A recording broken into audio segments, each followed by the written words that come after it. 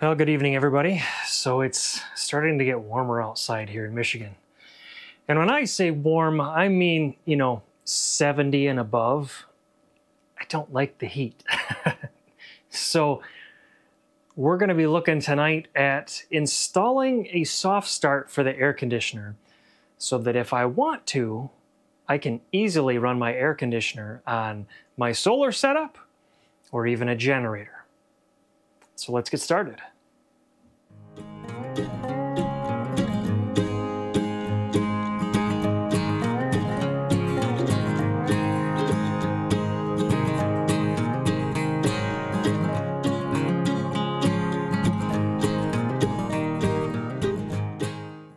So I ordered a soft start.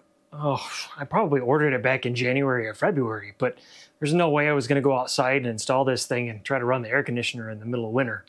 All the other projects have kind of come ahead of this, but now's the time. We're in kind of a cool slump right now, but as I look into the forecast coming this end of this week, beginning of next week, it's really going to start ramping up and getting warm again. So I want to get this soft start installed. So I did end up purchasing the Micro-Air EasyStart for my 3.5 ton air conditioner. If you've seen any of my previous videos, back when I had the EG4 6500 inverters, we tried to see if those inverters would start the air conditioner. All right, Ian, go ahead and switch the thermostat to air conditioner.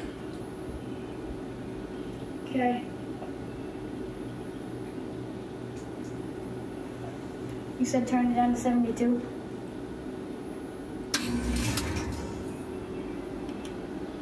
And we faulted out.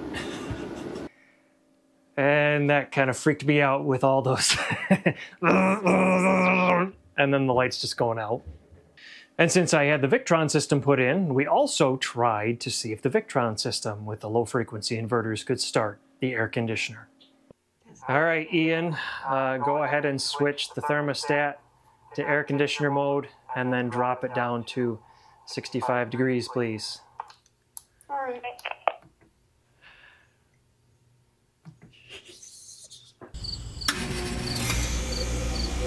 Yes! It worked! And as you saw, they did start the air conditioner.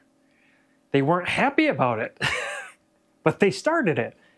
And I think if I look back at the test video from the 6500 inverter, I want to say it was around probably 83 to 85 amps on startup. That's not in rush, that's just my meter registering the maximum current coming in on startup. It's probably a little bit higher than that. I think the label might actually say 85 to 90. I can't remember off the top of my head. We'll look at that when we step outside. But either way, it draws a lot on startup. And it's not recommended to try to use it on an off-grid inverter or a generator without some kind of a soft start. So that's what we're going to take care of today. And looking at the box, the part number that I picked up is ASY368X48-Blue, the EasyStart 368 soft starter. And I did get the one with Bluetooth because I like to see the information that it collects. We'll see how the Micro-Air can reduce the startup from that 83 to 90 amp startup and see how far it can drop it down. And if these inverters don't sound like they're about to die before it actually fires up. And just so that you can see in the box, the Micro-Air is the only thing that comes in the box. There's a troubleshooting guide. It also has information for links to the manual.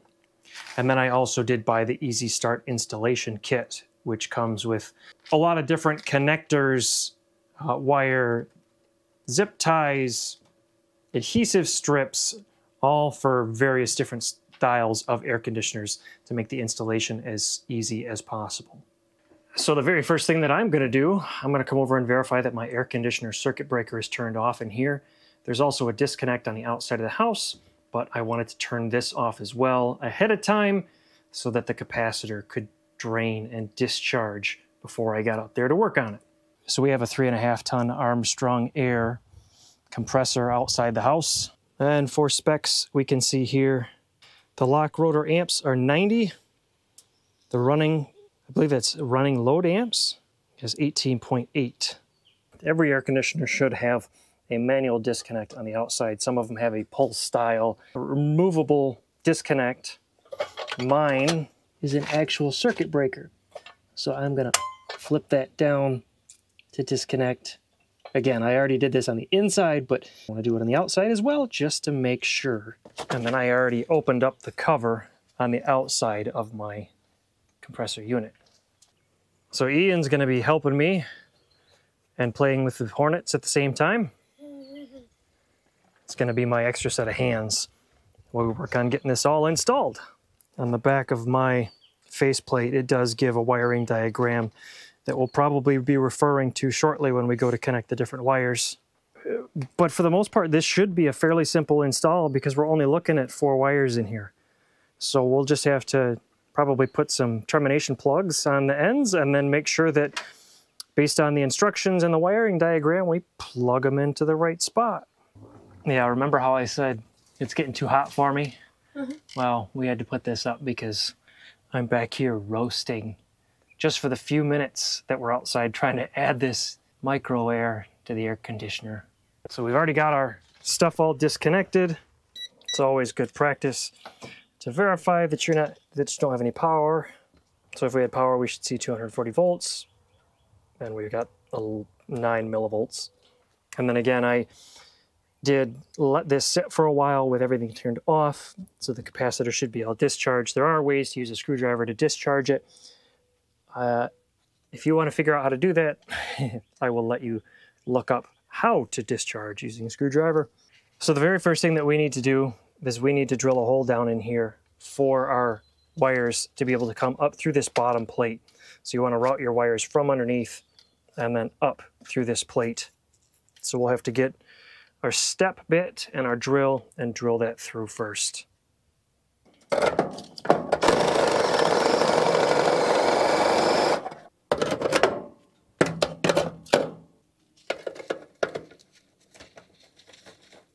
There, so we've got our watertight gasket. Feed everything up through the bottom. And then we can tighten up that grommet on the bottom to create a nice watertight seal once we get done. So on the pamphlet that came inside the EasyStart box, there was a set of QR codes that you could scan on your device to be able to pull up the instruction manual. So we're going to be looking at section 2, installing the EasyStart in most systems. And we're just going to be going through and following the instructions. So you got to identify your capacitor terminals. Obviously, we've got 3 sets of terminals here. And this is going to be different for just about every installation. So this is not going to be a one-to-one install guide for all air conditioners. The top of my capacitor does not have any labels on it to tell you what each one is. So we have to trace some of these wires to figure out exactly which one is what. So let's see here. Purple on the capacitor goes out to the fan. Red goes to the contactor. And then H, which is our yellow line, comes over to the compressor. So I believe C is our common. H is probably our perm, but the red one is our common. The red one is this one here in the front, and that comes down to this block here where this big thick red line is. The manual says the wire that is between the run capacitor and the contactor, the C, which in our case is the red line, it says do not remove it. And then it says removing the start devices, there is a single yellow wire connected to the HERM terminal in figure 4. Compressors with only 1 wire. Terminal have no start components, which we have a yellow wire. On our schematic, yellow H goes to the compressor. So that has to be our HERM wire. So step number 5, connect the orange wire. So we need to connect the orange wire to the HERM terminal. So in our bundle of 4 wires, we have an orange wire, and the HERM terminal is the one in the back. So we need to put a connector on here. And in our bundle, we've got a connector here, so we will crimp this onto our orange wire.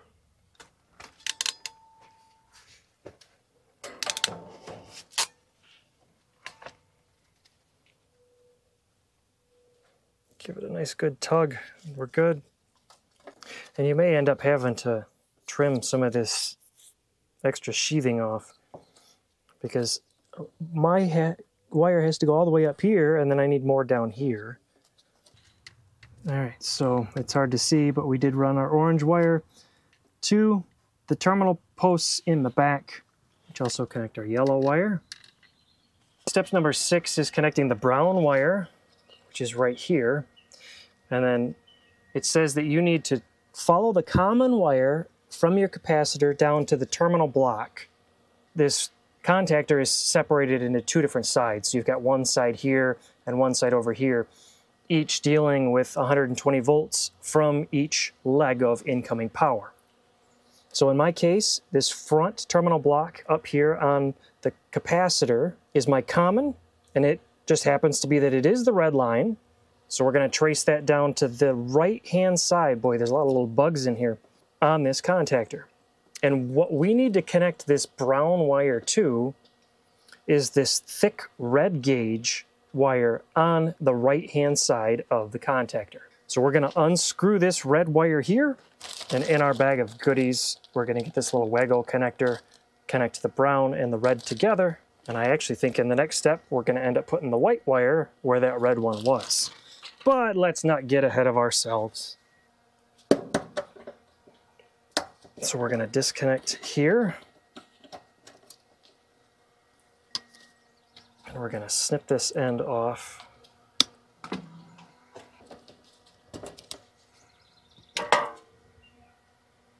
So this red line is the compressor line from this right-hand side of the contactor.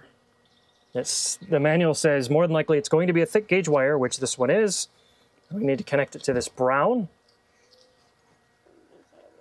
So we're going to use this Wago connector, lift up on the tab,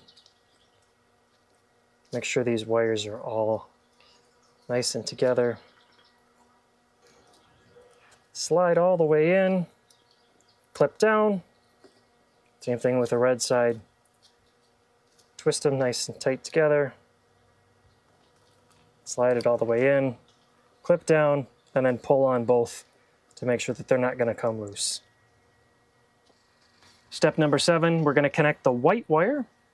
And it says connect the white wire to the contactor where the wire was removed from step 6. So our white wire, we're going to go back to this screw down terminal.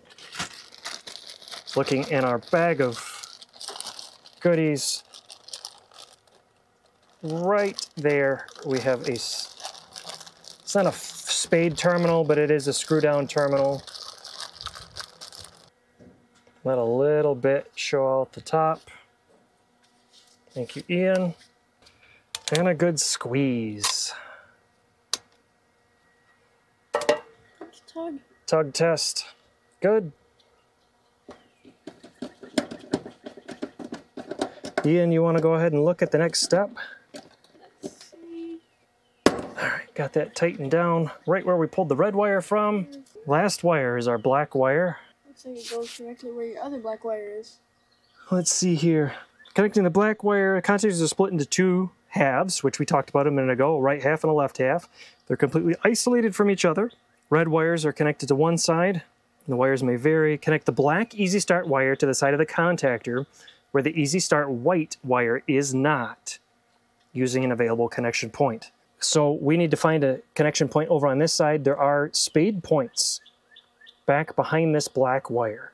1, 2, 3. There's 3 on that side. So we're going to need to pull out a spade connector out of our bag of goodies. So we've got our terminal. Make sure our wire's in there all the way. And a good squeeze. Tug test. Tug test. Nice and snug. So we're going to take this and we're going to connect it right into here. So the black wire is now connected to the opposite side of the contactor. So sanity check. We've got our orange wire up here on the Herm terminal. Our brown wire we pulled off of the contactor and connected to our red side. Our white wire connected back on the contactor where the red was. And then our black goes to the opposite side of the contactor. 4 wires.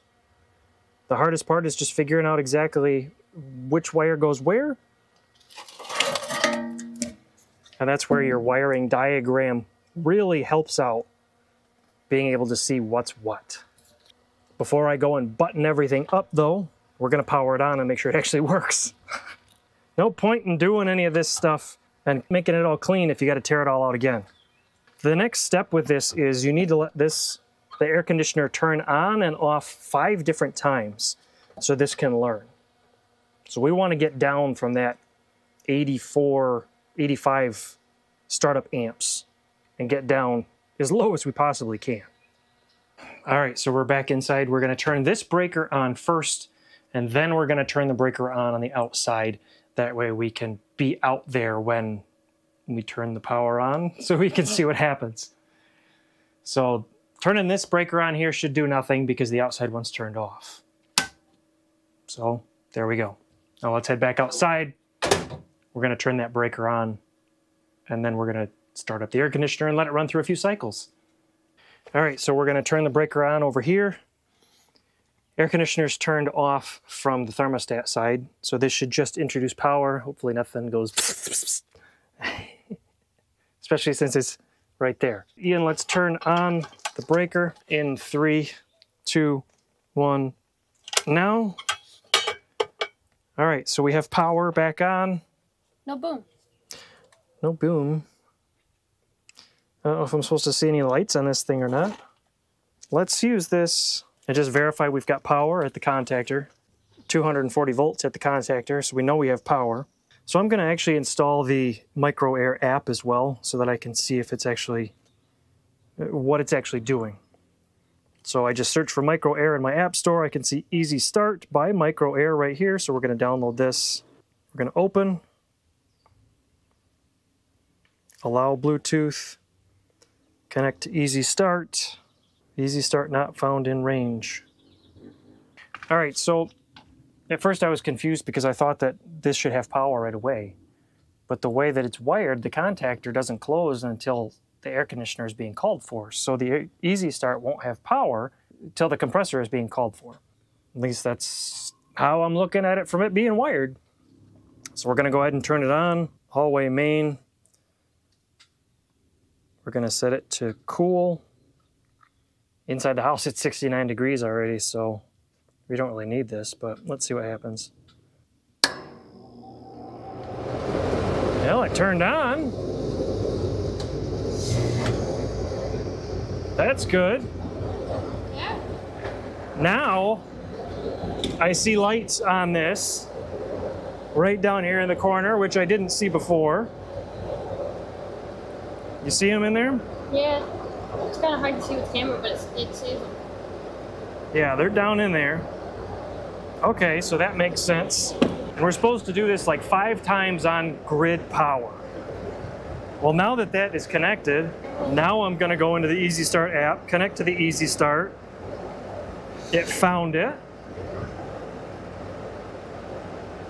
Live current 7 amps, last peak start. So it dropped it down to 49 starting amps already after its first start. So we went from 84 or 85 down to 49, which is pretty sweet. So it learned 1, so we gotta do this 4 more times, and then let's see where we're at. So I added a zip tie up here to bundle things together. We'll put the cover on, tighten up the grommet down on the bottom, and then hang our Easy Start right here on the side, probably using the adhesive strips that it came with. All right, and there we go, all mounted with a 2-sided tape onto the side of the compressor. Now we'll head inside, see if the inverters can fire it, see how much power it draws, and do some final thoughts and wrap up. We got everything hooked up outside, we got it all buttoned up. I got the house all changed around so that it would backfeed this panel so we can see if the inverters will power the air conditioner. I also have up, and I'll put it up on the side of the screen, the new VRM GUI beta, so we can see power draw and everything. And then I also have my AC clamp meter on one leg of the line for the air conditioner set on max, so we can see what the draw is there as well. Because Ian's got my phone upstairs that's being used for recording him while turning the air conditioning on, so we can't see the information in the Micro-Air app at this time. But Ian's gonna turn the air conditioner on. We're gonna see if the lights do that thing. I think it got down to like 27 some amps from 80 something, so here's hoping. Current draw on the system looks to be 1200 watts. All right, Ian, are you ready to go? Yes. All right, go ahead and turn the air conditioner on, please. All right. I hear the inverters.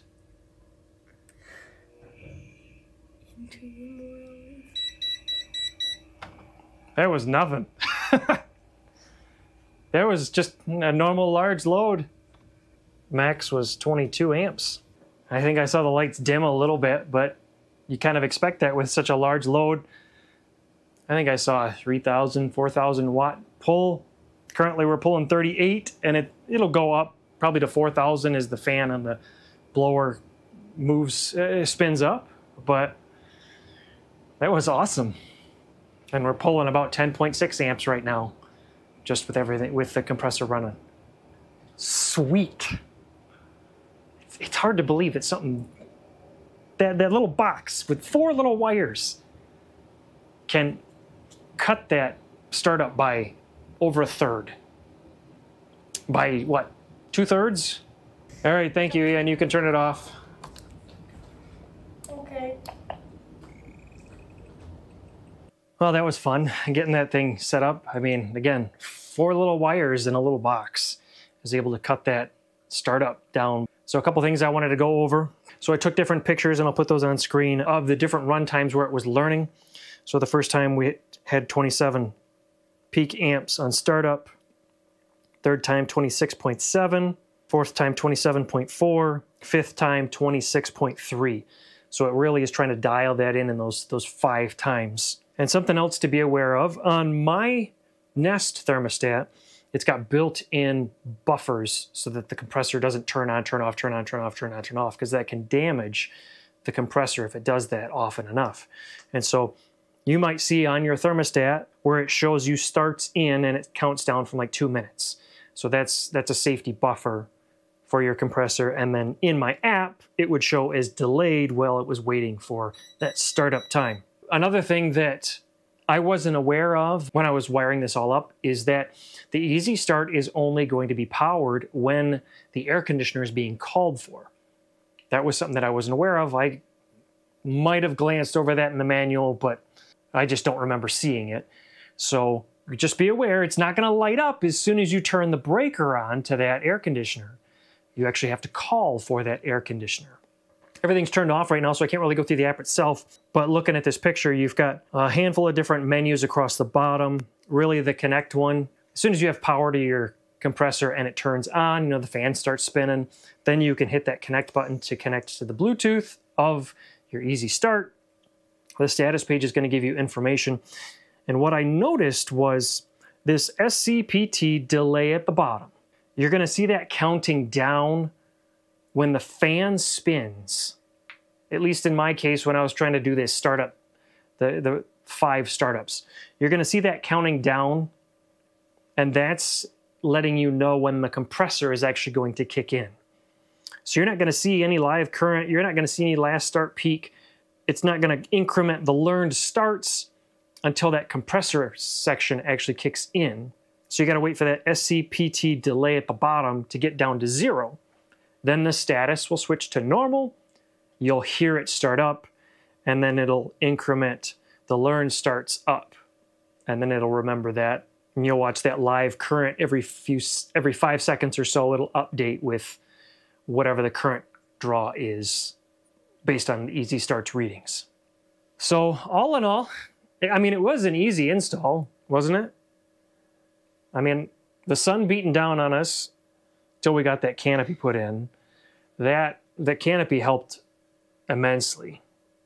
We had to deal with the stupid bees and hornets flying around us a bit, trying not to shake the camera when you got a bee buzzing around your head, figuring out where those things are going in. But I mean, that's pretty sweet that now with that simple device, we can easily power off of an off-grid solar system or off of a generator. And it's not going to pull that huge startup current. So I'll leave links to the EasyStart, to the installation kit down in the description below if you're interested to check them out. You really need some kind of a soft start. I mean, there's multiple brands out there. I wanted this model because I've seen a lot of good reviews on it. I like seeing the data that it can provide. It looks like there's the ability to update firmware and everything on it if they need to make improvements going forward. So a lot of little niceties. Now, with this heat wave coming up this next week, I don't have to worry about running the air conditioner off of the grid when we're now in peak season. So, you know, between 2 and 7 o'clock, the hottest times of the day, it's now 1.5 times the grid cost. So I can easily switch the house over, backfeed through my grid panel and power the house, power the air conditioner with my solar setup. So with that, I'm gonna let y'all go. Y'all stay safe, stay cool, and we'll catch up with you later.